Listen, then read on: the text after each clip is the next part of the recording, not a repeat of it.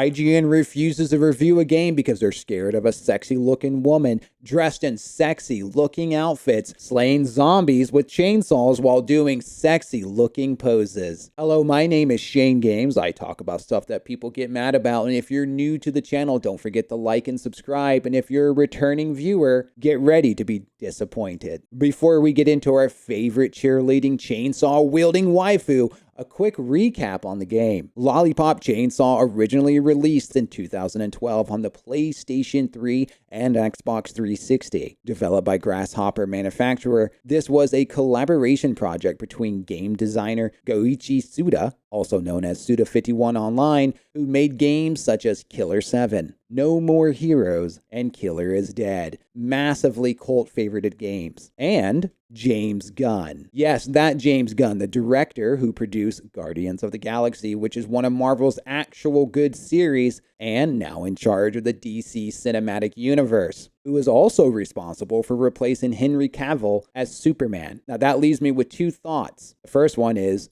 you're an idiot. Henry Cavill is the best Superman. Man of Steel is 10 out of 10. So my second thought is, you're still an idiot. Lollipop Chainsaw features a sexy blonde bombshell cheerleading wielding a chainsaw named Juliet Starling, voiced by Tara Strong in English on both PlayStation and Xbox. However, in Japanese, each version would get their own voice actress, Ira Kitamura on Xbox 360, and for the PlayStation 3, we have Yoko Hikasuka. The story takes place on Juliet Starling's 18th birthday, where she goes to meet her boyfriend Nick Carlisle in front of a park at San Romeo High School. Nick is going to meet her family for the first time, but unfortunately, a zombie outbreak happens, which leads to Nick being bitten. In a desperate attempt, Juliet removes his head using a magic ritual to keep him alive. As she then reveals that she's a zombie hunter, she attaches her boyfriend's head to her body, and off she goes to slay thousands of zombies. Now, the game sold 1.25 million copies, creating a cult following that not only has a dedicated fan base, but inspired tons of art and cosplayer to give us years of our favorite chainsaw-wielding cheerleader zombie hunter. Which brings us to Lollipop Chainsaw RePOP, a total remaster of the original game, which Suda promised was uncompromised version of the game that would be the best one-to-one remake without any censorship. In fact, he goes to say in this tweet, the original mode is the mode that reproduces the same gore expression, cutscene direction, character design, motion, comic style character introduction images, costumes, achievements, etc. as the original version. Now, he does go on to say that the only changes being made to the original mode is just quality of life changes, such as faster gameplay, better controls, and an updated engine. But this would not affect the game in any way, as the original artistic expression is still intact. In fact, in a tweet, he promised all outfits will not be censored, ensuring gamers that the game is exactly how they remembered it, if not better. The game is featuring a new mode called RePOP, which is basically a faster mode, to kind of mix it up and give you a more modern game feel to keep it fresh with new players who are being distracted by our waifu cheerleader. To his credit, he kept everything faithful to exactly what it was back in 2012, with some minor changes. Some of the music couldn't make it over due to licensing rights, and provided an option for streamers so that they could stream the game without fear of copy strike. You see, games were very different back then, and it's kind of weird to speak about the Xbox 360 as back then, but my WoW character is 20 years old,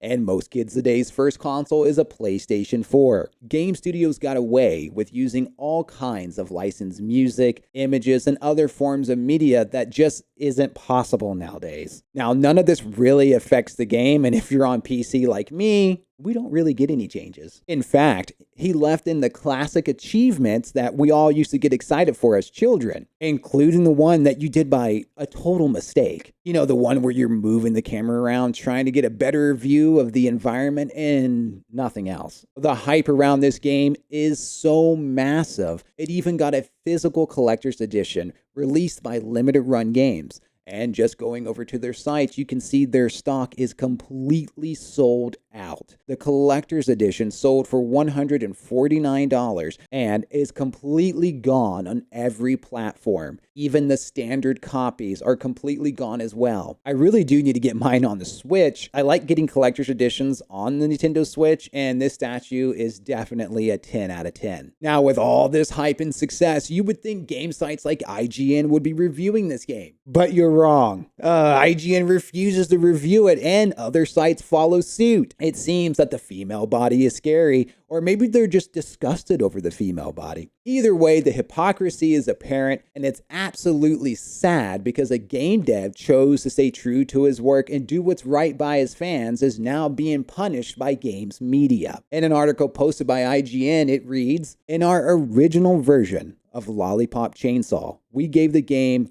a 5 out of 10. Oh yeah, I'm sure all 1.25 million people would agree with you on that, saying that Lollipop Chainsaw doesn't even attempt to differentiate itself from the genre, and most of what it does try new in the realm of its characters and writing ultimately ends up taking away from the incredible on-paper action game. Despite our reservations, Reservation? What reservations? About Lollipop Chainsaw, the game garnered a cult classic status among gamers with an affinity for the hack and slash genre. Hopefully, RePOP will resonate with players the same way the original one did. Well, IGN, it absolutely did resonate. And people do love this game. In fact, they love it so much it's sold out everywhere. With positive reviews on Steam, sorry if a sexy looking female scares you and doesn't play nice with your pronouns. Maybe you should stick to games that cater to the woke crowd like Dustborn, a game that promotes cancel culture, a game that you gave 7 out of 10, and I'm sure all 14 people that are currently playing are very happy with it, I guess. But it doesn't end there. Heading over to Metacritic, filtering by critics, less than 10 outlets reviewed this game, and the ones that did are trying to pick it apart. While the fans are extremely satisfied with the product and completely exposing the hypocritic practices of these sites, this leaves us with only going over the review that was posted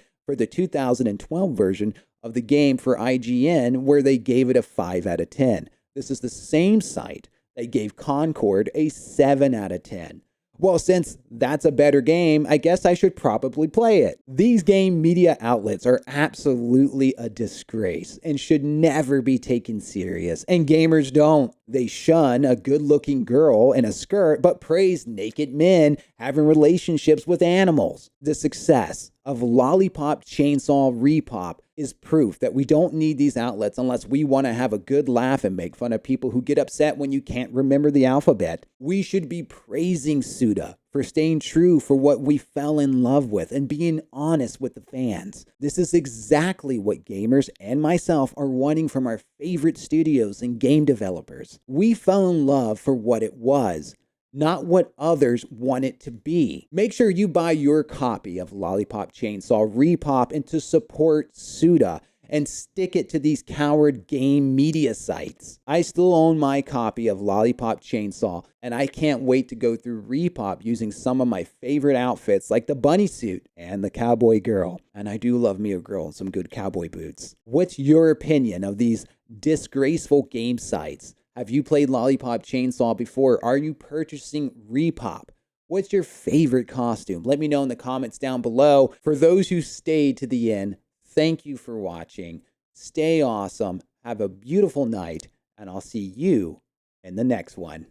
I think of Lollipop Chainsaw as the old boy meets girl, girl falls in love, boy becomes disembodied head, and then they go off on a life killing zombies together and find an even deeper, truer love along the way.